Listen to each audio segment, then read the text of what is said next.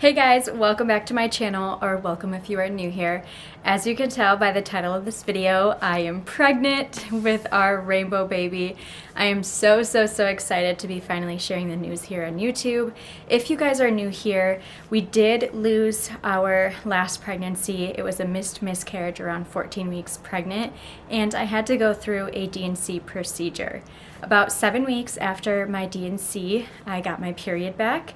And I did message my OB and ask if it was okay if we started trying to conceive the following cycle, and she said yes. So I started tracking everything for my period and ovulation and all of that good stuff.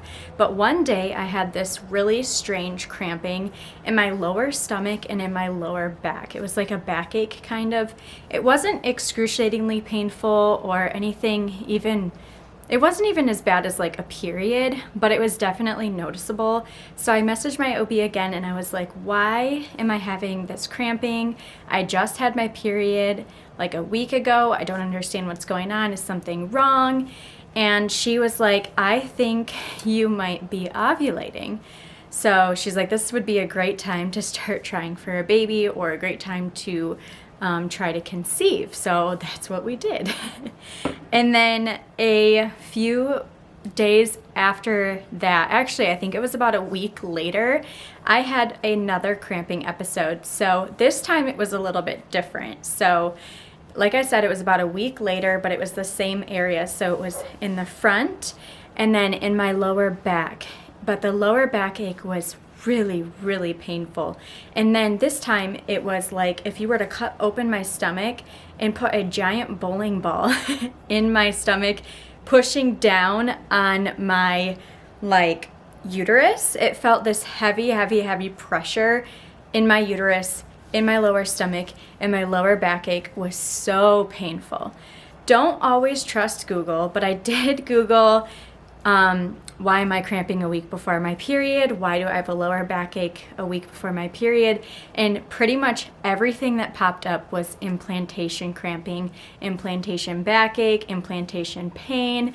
And so of course I got my hopes up and I got all excited.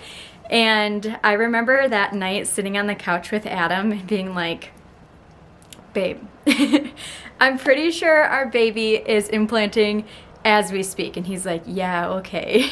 Like, didn't believe me whatsoever. I'd never experienced anything like that before. I wonder if it's because maybe my uterus and my cervix and that whole area is just more sensitive after my D&C. I'm not even sure if that's a thing, but I've never had ovulation cramping and I've never had implantation cramping with my other children. So it was just strange to have all of that, being that in tune with my body and having all of those symptoms.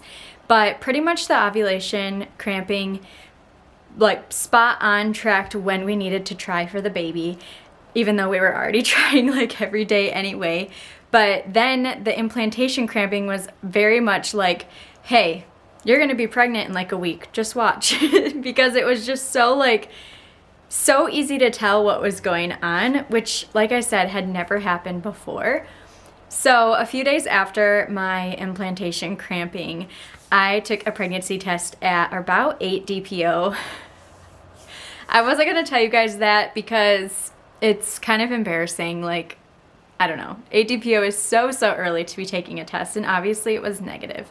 Now, I do want to add that a lot of women here on YouTube, they will get a positive pregnancy test at 8 DPO, but please know, if you guys are trying to conceive, please note that that is not always normal. Every woman is different, every body is different, and every baby is different. And I know that's not even what this video is about, but I watched so many like 8 DPO positive pregnancy test videos, and it just made me feel so bad about myself. Even 9 DPO and 10 DPO, it's just every person is different, and you might not even get your positive until you're like 2 days late for your period. So please, if you are watching this and you're trying to conceive, just know that 8 DPO it's not for everybody. So moving on. 8 DPO, I got a negative test. 9 DPO, I got a negative test. 10 DPO, I got a negative test. And I was so frustrated by 10 DPO because I was like, I know, like, I know I'm pregnant. I had implantation cramping. What else would it have been? I'm like, and then I started to be like, am I going crazy? Is this not actually going on? Like, did I not actually have that cramp? Like, am I going crazy? Is my body like making things up here? Because at 10 DPO, I expected to have a positive pregnancy test and it was negative. So I was just starting to like second guess everything. And I was like, at this point, if I'm not pregnant, like I'm gonna be so shocked because I'm so sure of my symptoms and the way I'm feeling that I am.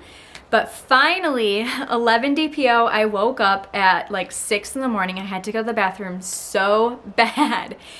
I peed on the stick and it came up with the faintest of faintest lines. Like, could have been an indent line. It was so faint. So I wanted to be sure. So after I dropped off my girls at school or daycare, whatever you want to call it, I went to Walmart and I picked up one of those Walmart cheap tests. I also picked up a first response early result digital.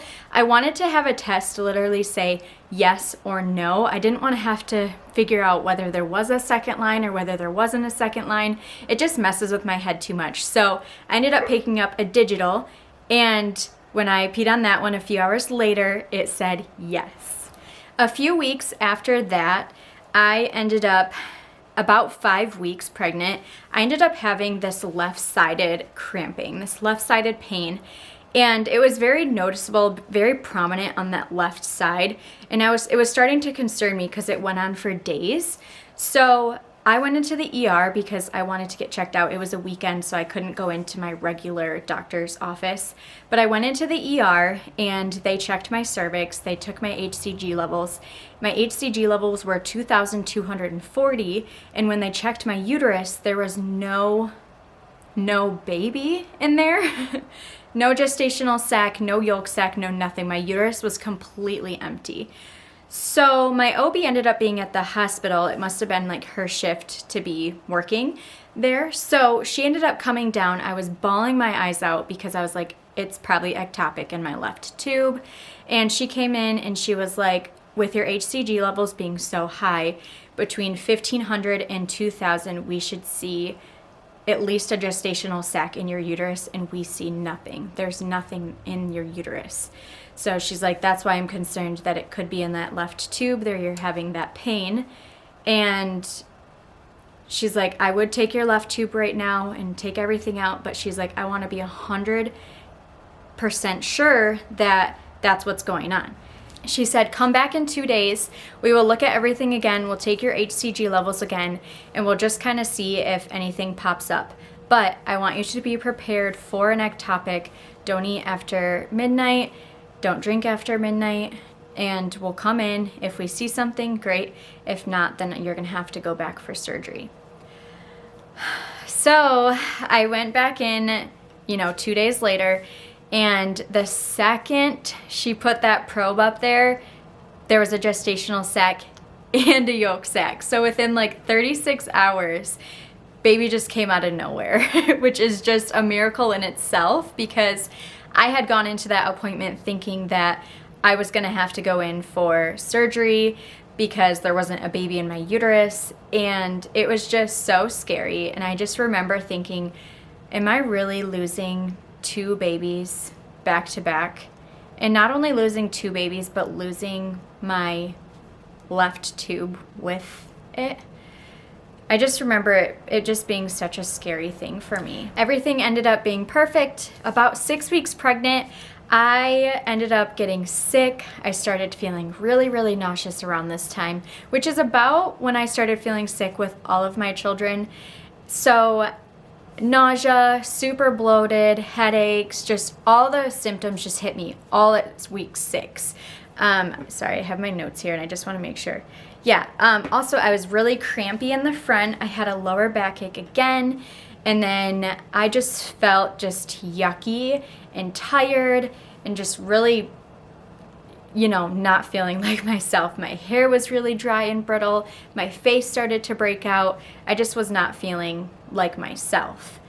And then same thing for week 7, and then week 8, I started to kind of feel a little bit less bloated. My headaches weren't as extreme. I I still had my nausea. I ended up being put on Zofran for my nausea, which I took with my other children as well. I don't know, I just get really sick when I'm pregnant. But yeah, the bloating went down a little bit, the cramping in my lower back went away, and then I had my ultrasound at week 8, and I was so nervous. I remember I even took some clips, and I'll insert them here for you guys, but I just remember being so nervous and so scared that I was gonna go in and there wasn't gonna be a heartbeat because of the way I found out my last baby was gone. I just went in for an ultrasound and there was no heart beating anymore. So I just felt like I was gonna go into this 8-week appointment and I was just gonna get the same devastating news. But yeah, I'm gonna go ahead and insert those clips here. I honestly, every time I think about going into my appointment, I like you know when your like heart drops into your stomach and like you feel like you're gonna puke for a split second? That's kind of how I feel. I'm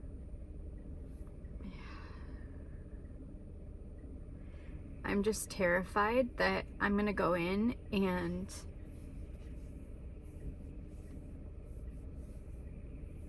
there's not gonna be a heartbeat or something. Like,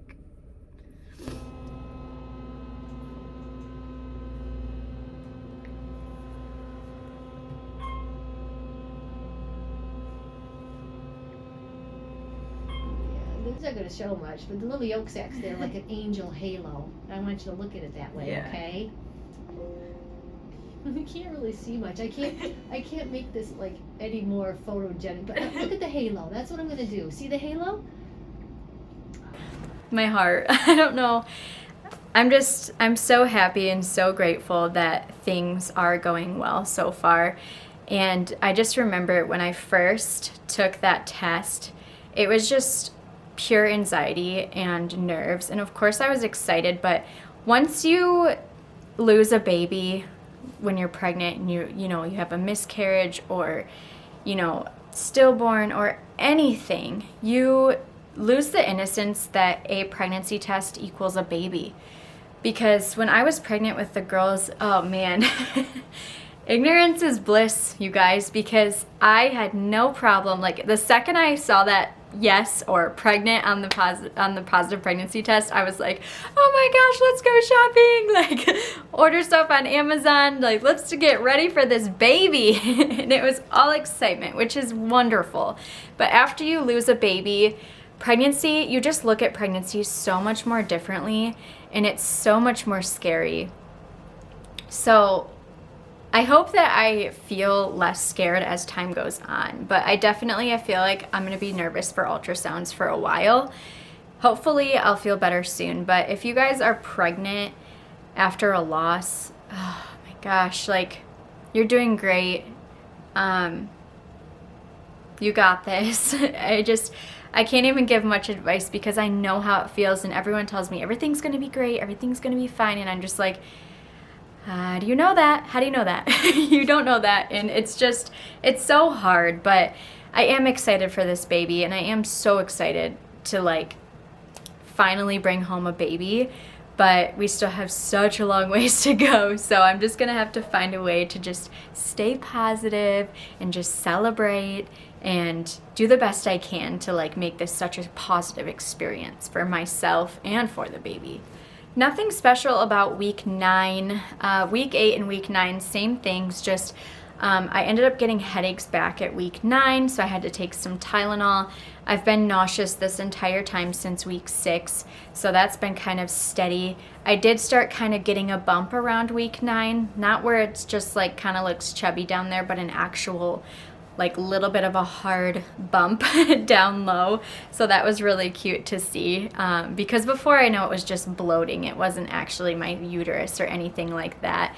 So it was really cool to see around week 9 just get like a little bump. This is my 4th pregnancy. So if you guys are on your 1st or even your 2nd, you might not show this early. You might, but you might not show this early. I think with my first daughter, I didn't start showing until I was like 14 weeks pregnant or somewhere around there. So you probably won't show at week 9 if this is your 1st or 2nd pregnancy, or maybe you will. Everybody's different. But I started to get a bump around then, And then week 10, I had another ultrasound. This time I was nervous. It wasn't as bad as week 8 because week 8 was it's kind of that gray period. Like you're either gonna go in and there's gonna be a heartbeat, or you're gonna go in and there's gonna be, you know, it's baby stopped developing or something like that. So week 8 was just so scary. Week 10, I was still nervous, but I felt like, you know, all of my symptoms are still there. I haven't had any bleeding or spotting or any weird cramps or backaches or anything like that out of the norm. So I figured, you know, everything's probably fine because I still feel pregnant. And I know that's not always the case, but I was like, you know what, everything's probably great. Although I was still very nervous. But I did have my friend Kimmy with me. She ended up coming with me to the appointment, which was so much fun. But we were out shopping and I was like, do you want to come with me? Because I was so nervous. But I'm going to go ahead and insert a couple of clips here for you guys. Walking into my appointment. Look who I have with me. I was like, you want to go? I'm talking about my people. I don't know, I'm really nervous, so I'm like, It's gonna be great. she can come with me and then I have support no matter what. That is a quick little heartbeat there. She's star of the day, this baby. Oh my gosh. Oh my gosh. I'm on like baby heaven. It is so great to hear your baby's heartbeat like on that screen. There's nothing like it. And I cannot believe that that baby's heart is beating so fast. All my kids have been in the 170s, but for 178, I think Kimmy and I both were like, what? That is the fastest little heartbeat ever.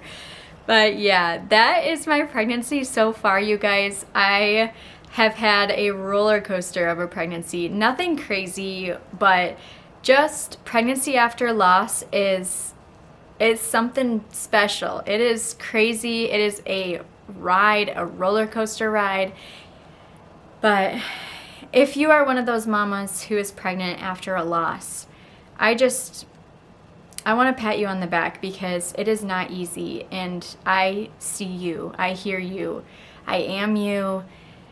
You got this. We got this. We are going to bring home this baby. And yeah, I just wanted to give that out because yeah, it is really hard and we still have a long ways to go, but everything is going great so far. I am so happy. I'm happy to finally have it out there on YouTube.